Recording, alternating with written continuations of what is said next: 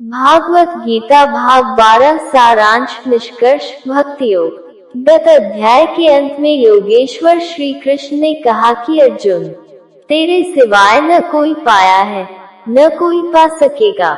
जैसा तूने देखा, किंतु अनन्य भक्ति अथवा अनुराग से जो भजता है, वह इसी प्रकार मुझे देख सकता है, तत्व के साथ मुझे जान सकता है और मुझ में प्रवेश भी पा सकता है। अर्थात परमात्मा ऐसी सत्ता है जिसको पाया जाता है। अतः अर्जुन भक्त बन।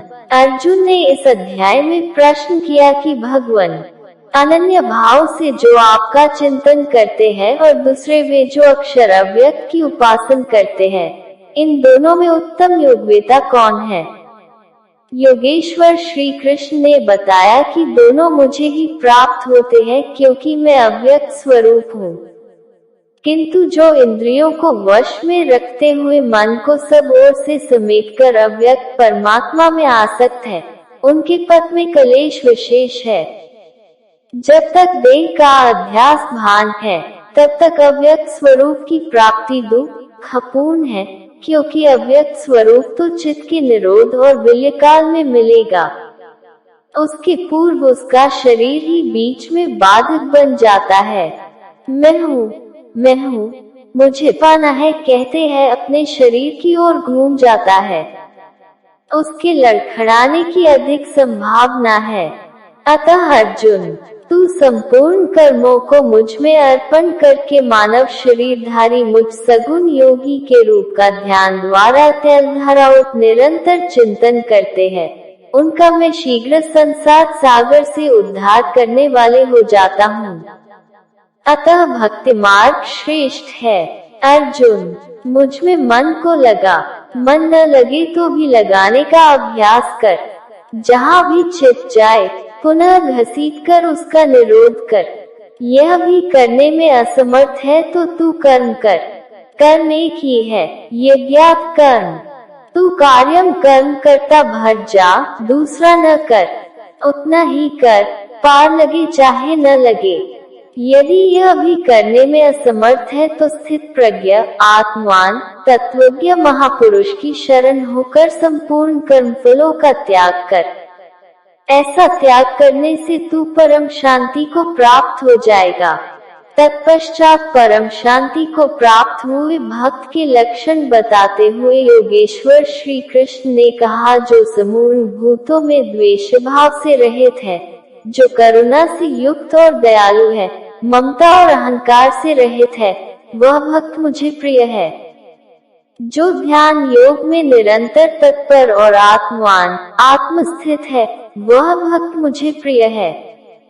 जिससे न किसी को उद्वेग प्राप्त होता है और स्वयं भी जो किसी से उद्वेग को प्राप्त नहीं होता, ऐसा भक्त मुझे प्रिय है। शुद्ध है, दक्ष है, व्यथाओं से उपराम है, सर्वारंभों को त्याग कर जिसने पार पा लिया है, ऐसा भक्त मुझे प्रिय है। संपूर्ण कामनाओं का त्यागी और शुभाशुभों का पार पाने वाला भक्त मुझे प्रिय है। जो निंदा और स्तुति में समान और मौन है, मन सहित जिनकी इंद्रियां शांत और मौन हैं, जो किसी भी प्रकार शरीर निर्वाह में संतुष्ट और रहने के स्थान में ममता से रहित है, शरीर रक्षा में भी जिनकी आसक्ति नहीं है, ऐसा स्थित प्रज्ञ पुरुष मुझे प्रिय है। इस प्रकार श्लोक 11 से 19 तक योगेश्वर श्री कृष्ण ने शांति प्राप्त योगयुक्त भक्त की रहनी पर प्रकाश डाला, जो साधकों के लिए उपादेय है। अंत में निर्णय देते हुए उन्होंने कहा, अर्जुन, जो मेरे परायण हुए अनन्य श्रद्धा से युक्त पुरुष इस ऊपर कहे हुए धर्म में अमृत को निष्काम भाव से भली प्रकार आचरण में ढालते हैं, वह भक्त मुझे अतिशय प्रिय है। अतः समर्पण के साथ इस कर्म में प्रवृत्त होना श्रेयतर है, क्योंकि उसके हानि लाभ की जिम्मेदारी वह इष्ट सद्गुरु अपने ऊपर ले लेते हैं। यहाँ श्री कृष्ण ने स्वरूपस्थ महापुरुष के लक्षण बताए, उनकी शरण में जाने को कहा और अंत में अपनी शरण में आने की प्रेरणा देकर उन महापुरुषों के समकक्ष अपने को घोषित किया। श्री कृष्ण एक योगी है, महात्मा थे।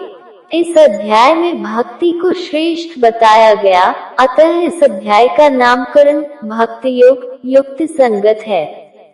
अतः इस प्रकार श्रीमद् भगवद गीता रूपी उपनिषद एवं ब्रह्म विद्या तथा योग शास्त्र विषयक श्री कृष्ण और अर्जुन के संवाद में भक्ति योग नामक 12वां अध्याय पूर्ण होता है।